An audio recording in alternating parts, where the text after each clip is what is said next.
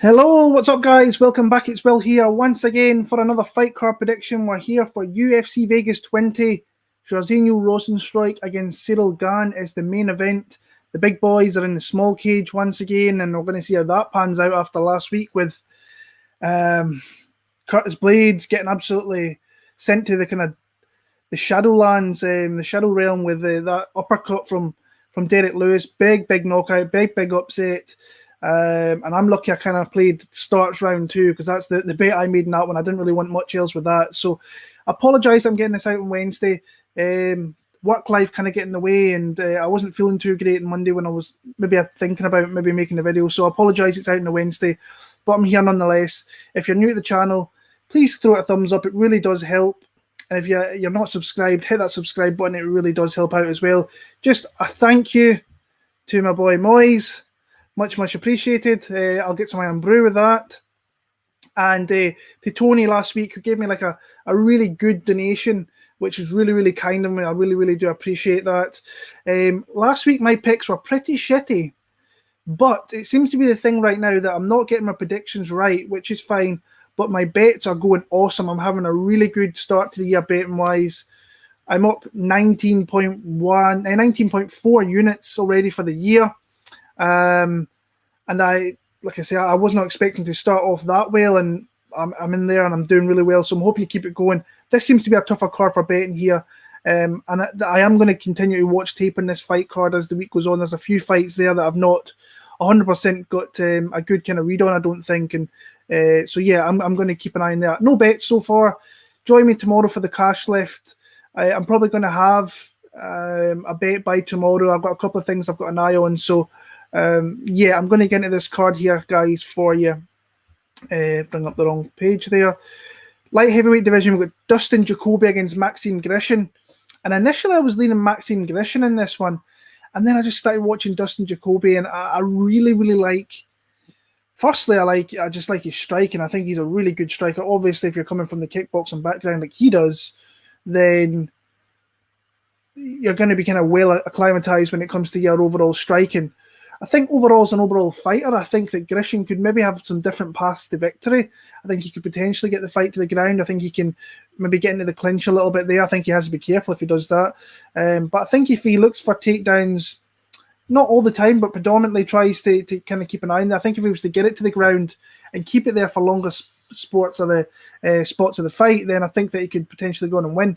I actually don't think he's a bad dog bet, but my gut feeling in this pick is Dustin Jacoby. I really like his overall striking, and I think he's got the leg kicks to maybe wear down someone like Maxime Grishin, but it's not a fight I've had a lot of chance to look into. I only watched a couple of Grishin's fights, probably his UFC ones.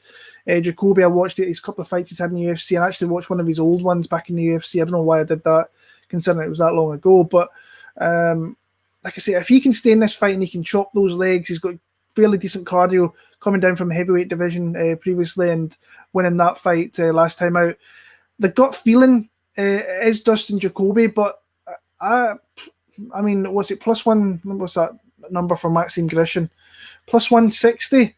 I don't think it's a bad number. I think in a fight that could potentially be very close. So I should maybe side with the dog, but the gut feeling, which is something I'm sticking to when it's coming across the board from bets to some certain picks, it's Dustin Jacoby in that one there. So I'm going to take him. I actually think he could win via TKO. I'm going to go round number 3 in that one there. Vince Cachero against Ronnie Lawrence. This was one that really interests me because Ronnie Lawrence is super... he's not experienced at all. Like, he's only got 6-7 fights, coming off the Contender Series. I actually tried to fade him last time out against Jose Johnson because Johnson for bantamweight division is humongous.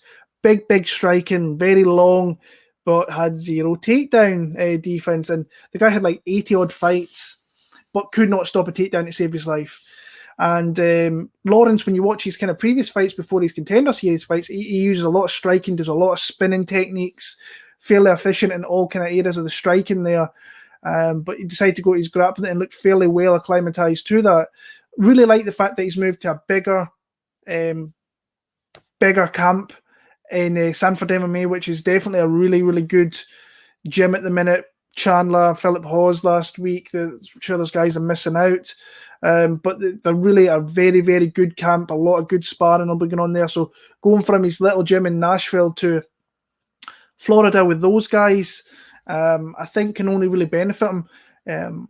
Vince Cachero, to me, actually, if you guys haven't watched the first round between him and Nohelen Hernandez back in LFA, I think it was, there was like 4 knockdowns in the first round.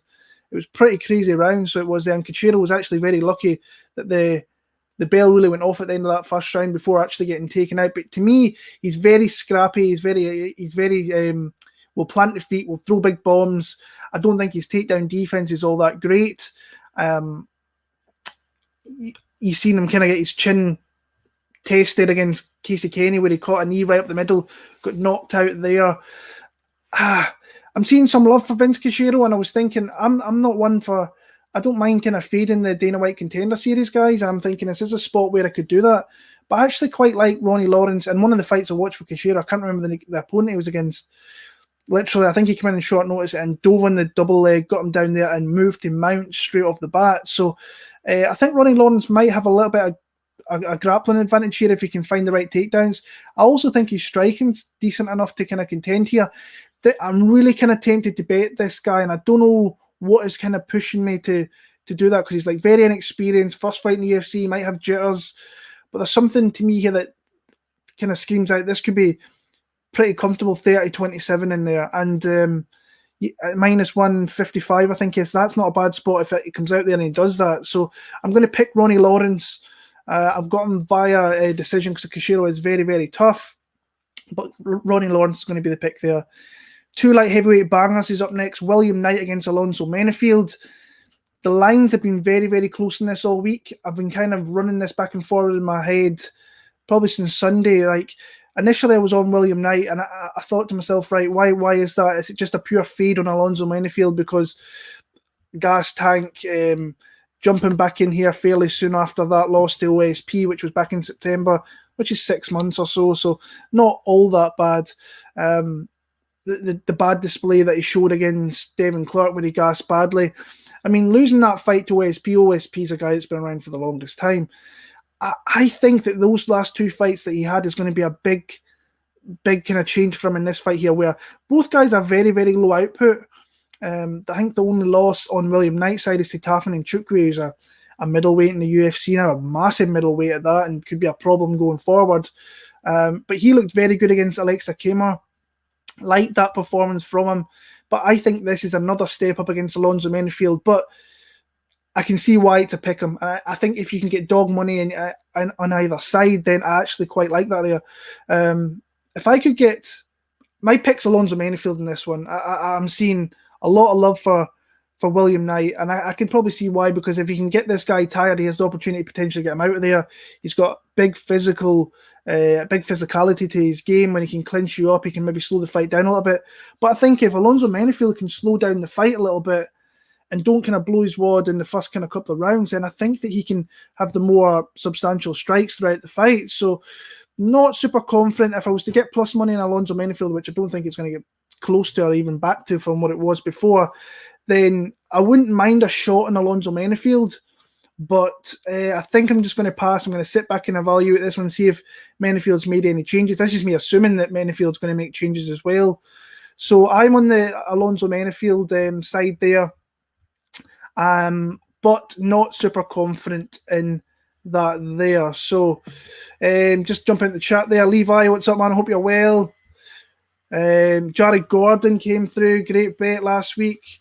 We all got butchered last week. I didn't. I had a great week last week, so I can't complain. I think it was 6 plus 6.26 units for the week.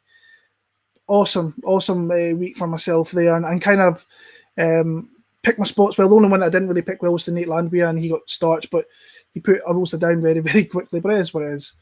Menifield by KO. Ronnie Lawrence all day. So yeah, we've got some love up there for Ronnie Lawrence already. So let's get back into this fight card. Is this the Sabina Mazo against Alexis Davis? I've seen some love for Alexis Davis, and I don't think that is a bad look. I think she was close to plus 190, plus 200 earlier on in the week. A lot of experience there.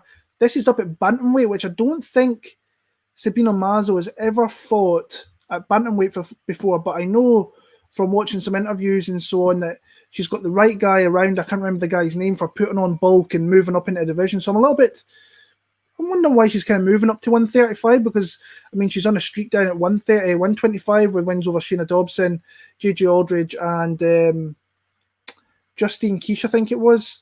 There where she got the submission there. And Justine Keisha thought was fighting a fairly decent fight before getting caught with that head kick and then getting taken out in that spot there. But like Alexis Davis, a grizzled vet, been around a hell of a long time. Is pretty well versed in all areas, but she is like 36, so I'm a little bit kind of worried about. I am a little bit worried about that, if I'm being honest with you. And our losses aren't the worst losses in the world. I mean, Chikagian fought for a belt, Jennifer Maia fought for a belt, and Viviane Araujo is probably very, very close to putting herself in that title contention, getting a title shot if she wins her upcoming fight against Chikagian. So, yeah, I think she's got the ground advantage if she can take it there. I think she's got enough.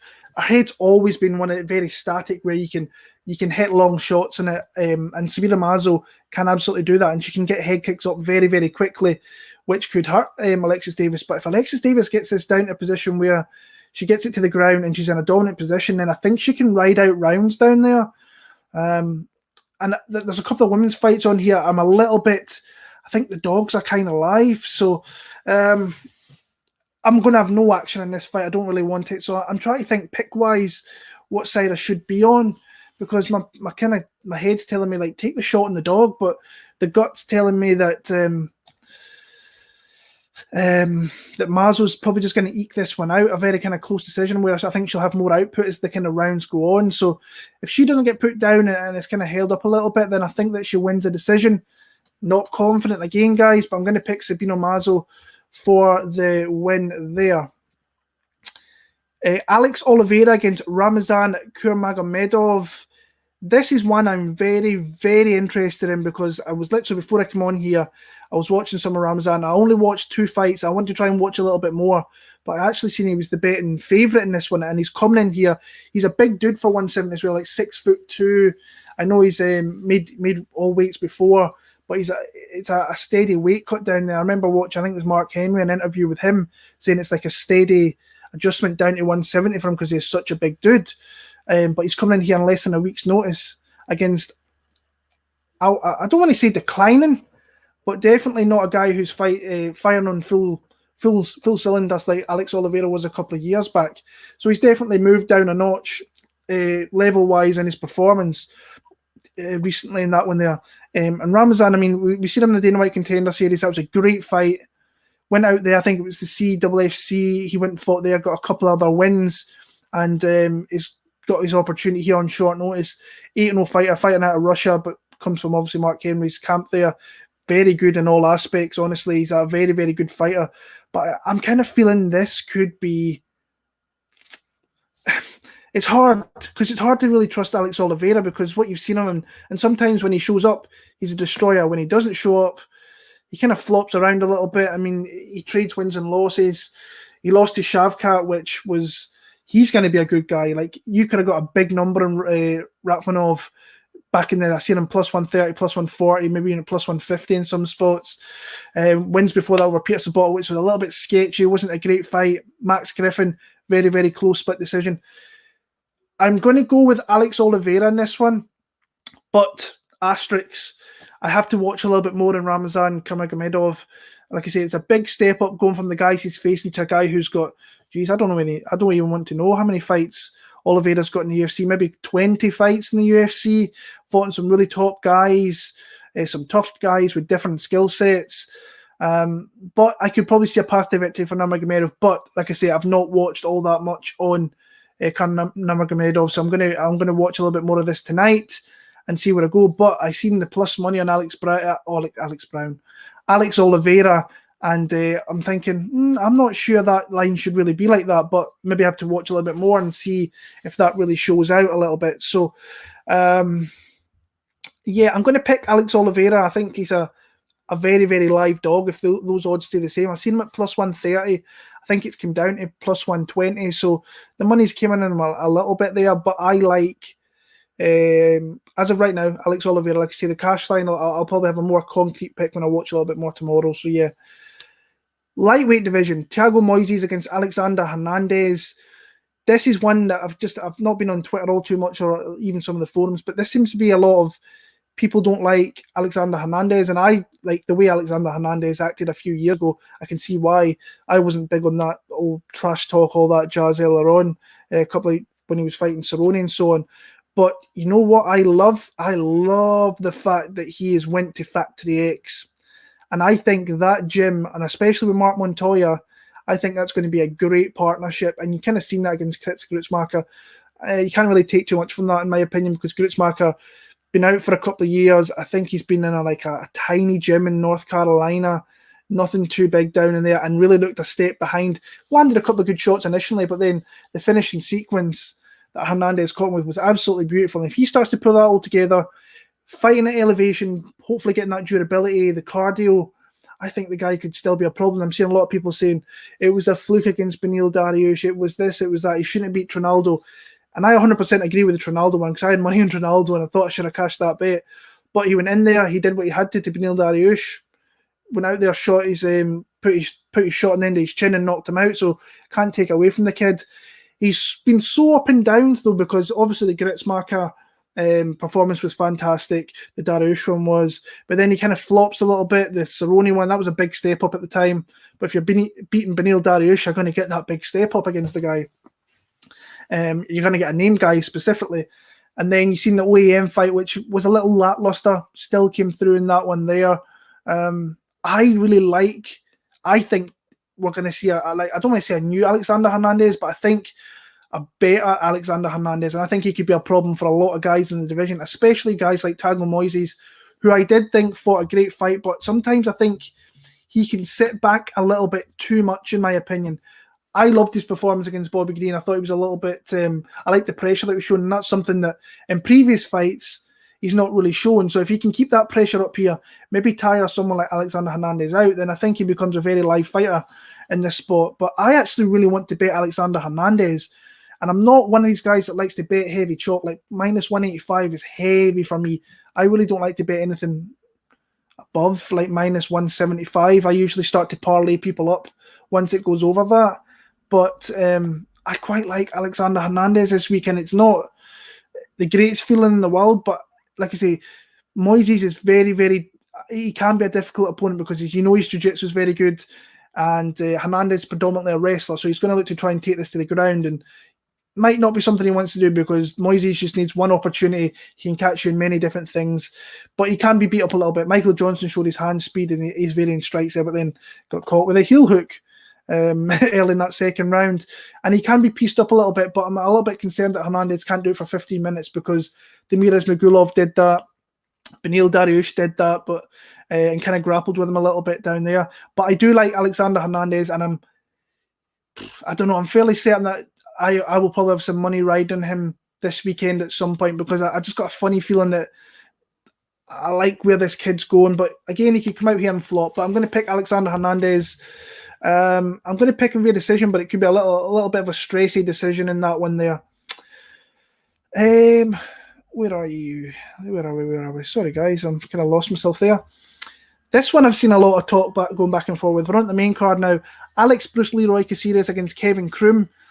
And it seems to me everybody seems to be on the Kevin Croom side. And of course, when you see the betting odds at plus 190 against Alex Caceres, absolutely I can see why, especially the guy that's taken numerous submission losses against the guy who came out there and got a very, very quick submission, a guy that's also got a ton of experience out in the regional scene and took advantage of his UFC debut by submitting Roosevelt Roberts. But I still think that when I look at this fight here, and I'm seeing a lot of people talk about James Krause, and of course James Krause is a great coach, but James Krause is not going to get in there and fight for him, but he seems to be putting together good game plans, gives great advice. I'm not sold on Kevin Croom. I think that against the guy with experience, Alex Caceres, now, you don't want to be betting Alex Caceres at minus 210. Fuck that. You don't want to be doing it. That is heavy chalk on a guy that's got a 17-12 record. Guy's had many fights in the UFC and can be prone to submitted, which is something that Croom does really look for, and he's got many kind of rear naked chokes, triangle chokes in the regional scene there. But to me, I just think that Caceres, in his last couple of fights, I thought he's looked decent.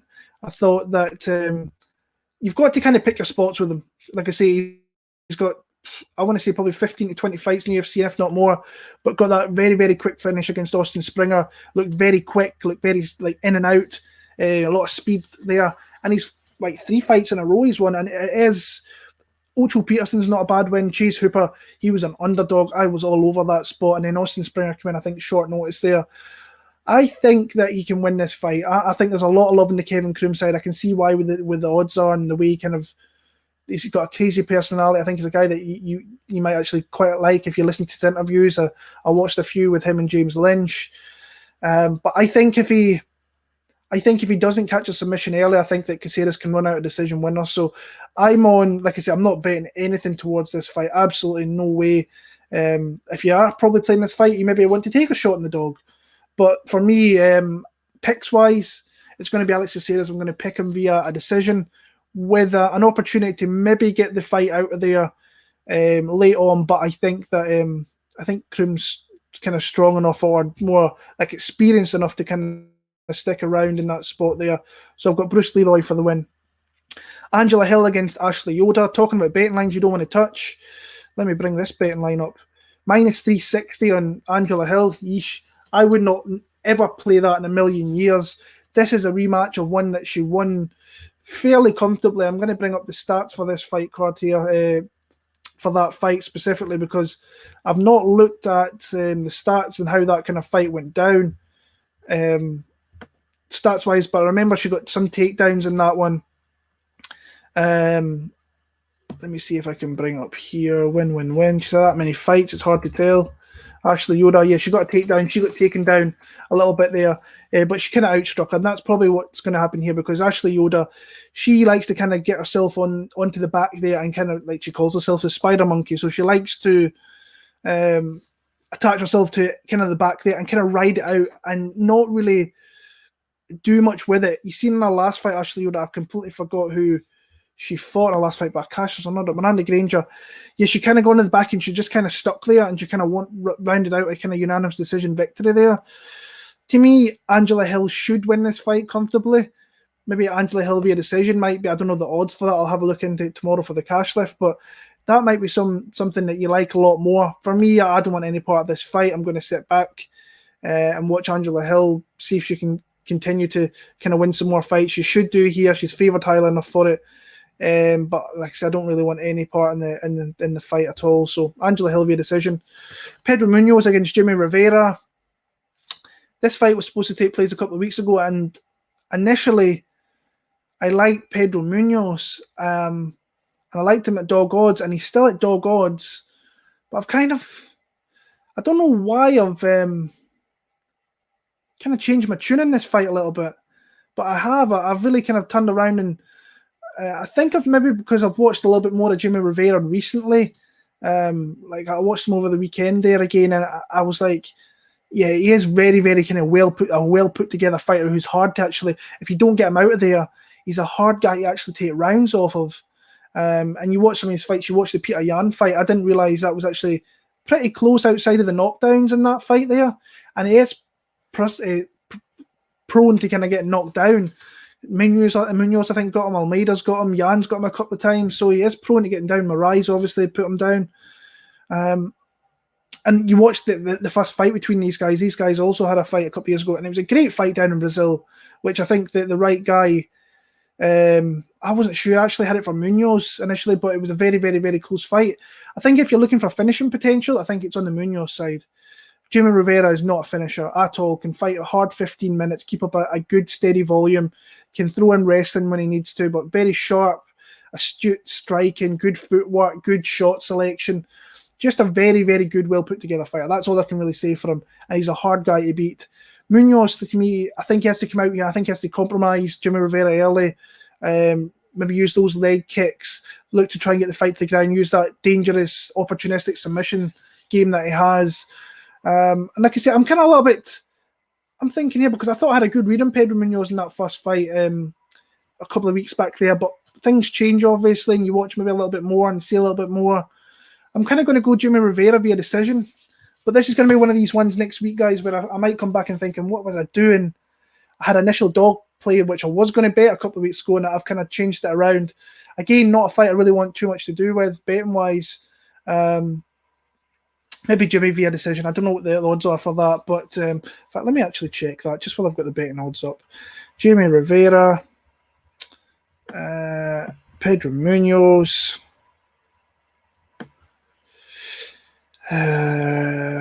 Rivera by decision plus 100. So that's probably the spot that you probably play in that there. I'm going to sit back and watch this one. I think it's going to be a really good fight though, guys. So Jimmie Rivera is going to be my pick there. Montana De La Rosa against Mayra Buyno Silva. I'm actually going to take a shot at Montana De La Rosa in this one, and this was a little bit surprised to me when I was watching because Buyno Silva is very, very dangerous in a lot of spots, especially off her back, and she can be taken down. If you watch her, she's kind of got a kick-heavy game where if you look at De La Rosa, she actually catches a lot of kicks and gets takedowns off them if you watch some of her previous fights. So this is where I'm thinking that she can maybe ride out, getting the fight to the ground and laying heavy on top and avoiding submissions. So that's kind of where I'm going with that one. I mean, she's came in there, she got Marina Moroz, kind of had a perfect game plan for her, really stifled her in that fight, rebounding against Mara Romero Barrera, who really put her arm in there and just kind of asked to get submitted. She's a pretty terrible fighter, I'll be honest with you there. And then she had Gillian Robertson there, where she got initially hurt very badly, body-wise, caught an injury, and then managed to catch a submission against Gillian Robertson, which is no easy feat. So, but with Montana De La Rosa, I really like the way she's kind of rounding out her skills. She's really starting to believe in her striking. I think back in the past, she did not like to get hit. She's a very pretty girl, so maybe that took a little bit of getting used to. But last time, she got bloodied up really badly. She's always got the wrestling to kind of fall back on if she uses it. And I think she can get kind of takedowns here. Viviana Araujo is, like I said, I think she's on the verge of fighting for a title if she beats Chukagian. I think she's right there with maybe Jojo and whatever else it may be. And her last win was Mara Romero Barrera. So I'm actually going to take a shot in the dog. I'm thinking if the line goes up higher, then I might think a shot in Montana De La Rosa as a viable dog. What's her odds, actually? Plus 120, so that's come down a little bit. I'd like a little bit more for my juice if I was running through that. So, yeah, I'm kind of surprised myself. I'm taking Montana De La Rosa, but I think she's a very live dog. I think she's got aspects of this fight where she can keep it on the ground. And if she doesn't get caught in a submission, I think she could run out a decision winner. So Montana De La Rosa is going to be my pick in that one there. I think we're on to the co-main event now, which is one I am really looking forward to. Nikita Krylov against Magomed Ankalaev. And guys, if you've been watching any videos that I do on YouTube for well, I've been doing it a long time, but for as long as Nikita Krylov has been in the UFC, how long has he been in the UFC for? Let me see. Soy Palele. So 2013. So yeah, 7 coming on 8 years. I've like I say, I think I've bet on Nikita Krylov. I want to see every single UFC fight without a shadow of a doubt. I've had some big wins. He's came through as some decent dog odds. I remember the Glover Teixeira one. I really thought he was going to win that fight. I bet him there. And then Glover just did his old edging one out. I thought he made some bad decisions in that one, Nikita Krylov. I'm just looking at some of the bets I made in him. That I know I bet him against Jan Blachowicz. I got plus money there. I bet him against Glover. I got plus money there. I bet him against Nikita Krylov. Got plus money there where he cashed there. Corey Donovan, he was an underdog in that fight. I got him as a dog there. So yeah, he's a guy that I really like betting on, and I think he's got his toughest fight in the UFC here against a young upstarting Ankalaev. To me, when I look at him, I think that he's got all the possibilities of being a title challenger. I really do. He's got slick grappling when he wants to use it. I think his striking's really come on, like the confidence. Switch stance fighter and looks fluid in both sides there. A good counter striker, good long left hand down the pipe, has power, mix up with some nice kicks. like big deep kicks to the front, low kicks, and like I say, he kind of seems to do it all. But I think that Nikita Krylov can be a dangerous guy for him here. Now, I'm going to pick Nikita Krylov because I pick Nikita Krylov in every fight, so I might catch some shit for this. That's fine. It's whether I'm deciding to put money on it, and I'm like, don't be a pussy because you've bet him in every spot, and now you're getting close to plus 300 odds there. So, do I throw one unit on here? And like I said, and I'm not going to sit here and say like Ankalaev's bad because he meets the eye test, especially recently when he's ran through Ian Kutalaba, Dalcha Lungambula. He's looked very, very good, and he's got all the skills there to really look like he's betting odds here is minus 300 in this spot, is he? Minus 350. He has all the attributes to come out here and look like that. And Krylov, like I say, he's got a dangerous kick game, good counter striker, dangerous, light on his feet. Don't think he's got the greatest takedown defense, which is a little bit not a good look. Seen he's at American Top Team for this one, Nikita Krylov. Seen a few people tagging him and stuff, so he's been out there getting some good looks. I just feel like a big shot in a dog, and Nikita Krylov, to me, as soon as I seen this a couple of weeks, or whenever they made this fight, I was like, yeah, I'm probably going to end up betting Nikita Krylov, but I probably shouldn't. But I think I might take a small shot at plus 300 odds or plus 275 region. I think I have to take a shot. So this is a fanboy pick, guys. Nikita Krylov, I actually do think he can win this fight, though. I'm not just here picking the fight because I'm a fan of his, but I think that he can give some problems to Magomed Ankalaev, especially considering who he's facing his previous fights. But I might be back here next week with kind of egg in my face, like, why did you pick that guy? So I'm going to pick Nikita Krylov, and I'm going to pick him via stoppage. That's going to be my big kind of bold pick of the week, that he stops Ankalaev somehow. So, yeah.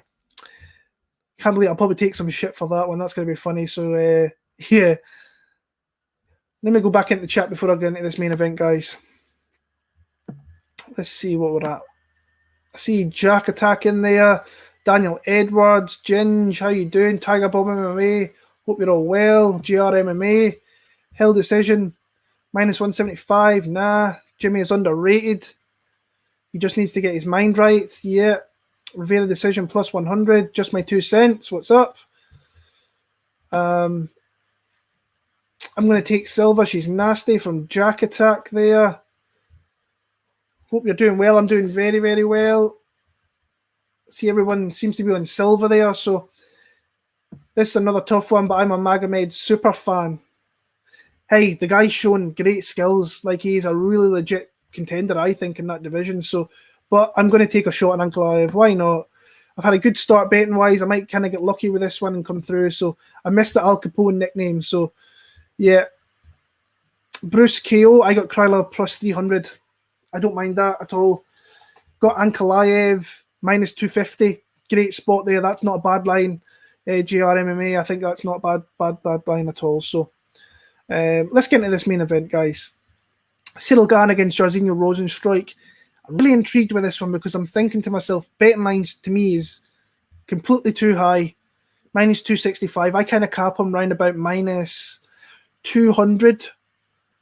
In my opinion, I would like that line to come down, but I've also got this feeling that Ciryl Gane could come out here and look very dominant. But I think the kind of feeling I've got with this fight here is it's going to be a little bit of a staring match.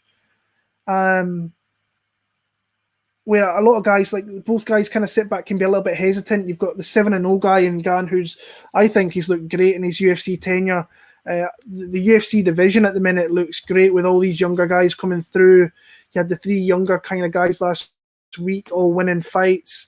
Spivak, Dalkis, and Aspinall, I thought they looked good, but he's come in here, beat Pessoa, beat Dontel Mays, got a couple of stoppages there, went the decision with a tough Tanner Boza, and then he knocked out a legit name in Junior Dos Santos, where I do think he can use all aspects of his game. Good kicker, good puncher, picks his shots well, can use his elbows, can use his knees. You've seen that in previous fights, and you've seen that with the kind of the elbows that he was throwing into Santos last time.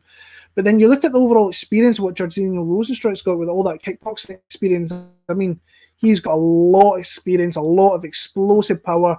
He's also coming off a win over Jairzinho Rozenstruick, Junior Dos Santos, last time out, with his only loss being to Francis Ngannou, who kind of got him in the first 20 seconds of the fight. Beat Arlovsky, beat Overeem. You need to beat the guys to kind of really progress yourself up there.